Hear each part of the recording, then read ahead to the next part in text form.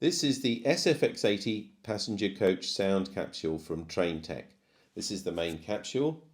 Also got a battery and the sound tube and the instructions included in the set.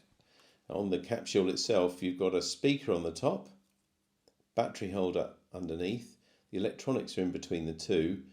You've got a volume sound link here, and this is the all-important motion sensor, which is going to detect whether the coach is moving or stationary so that it plays the right sounds. So let's hear what it sounds like.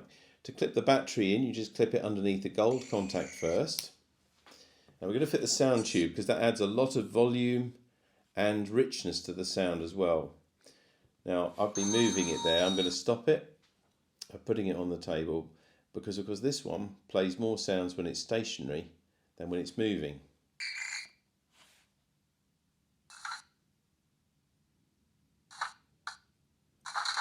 So you hear the slam doors opening and closing.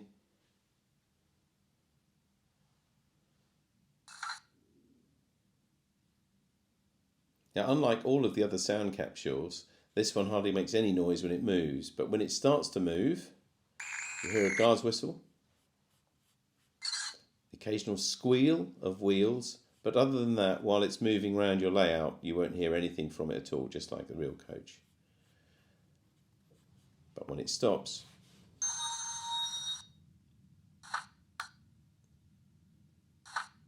you hear the brakes and the doors.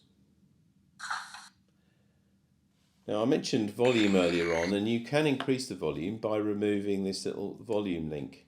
And it does increase the volume quite a lot, but it'll also reduce the battery level life as you'd expect.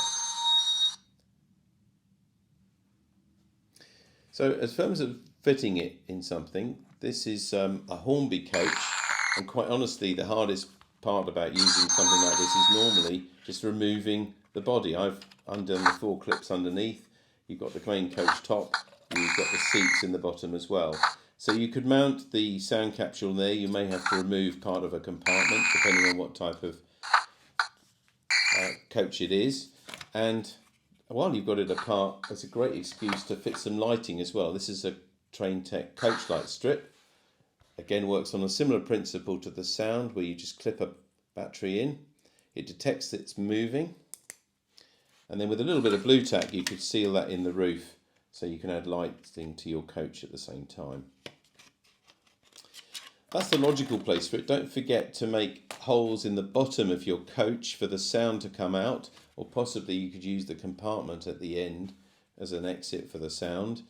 And if you don't want to cut into your coaches, or maybe you want to have sound in lots of different rakes of coaches, you could always use something fairly generic. This is a Hornby horse box, which is ideal really because it's got enough space for the sound capsule already.